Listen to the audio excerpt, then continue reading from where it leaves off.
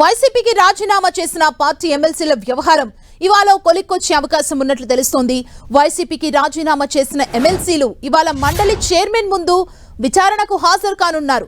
ఇవాళ విచారణకు రావాలని కళ్యాణ్ చక్రవర్తి, కర్రి పద్మశ్రీ, పోతుల సునీత, మర్రి రాజశేఖర్ కి నోటీసులు ఇచ్చారు. ఈ విచారణలో తమ రాజీనామాలకు గల కారణాలను మండలి చైర్మన్ కి వివరించనున్నారు. కూటమి ప్రభుత్వం అధికారంలోకి వచ్చిన వెంటనే 5 ఎమ్మెల్సీలు 2024లో వరుసగా రాజీనామాలు చేశారు. అంతేకాదు పార్టీకి సైతం గుడ్ బై చెప్పారు. వీరిలో కొందరు టీడీపీలో చేరగా జయమంగళ వెంకటరమణ జనసేనలో చేరారు. గత కొన్ని నెలల నుంచి వీరి రాజీనామాలన్నీ చైర్మన్ వద్ద పెండింగ్ లో ఉన్నాయి. తమ రాజీనామాలు ఆమోదించాలని వీరంతా కోరుతూ వచ్చారు.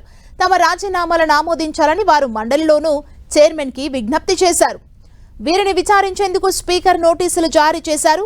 మరి వీరి విచారణలో ఏం చెప్తారో చూడాల్సింది. వీరు చైర్మన్ ఎదుట తమ అభిప్రాయాన్ని ఎలా చెబుతారన్నది కూటమి నేతలకు కూడా ఉత్కంఠగా మారింది.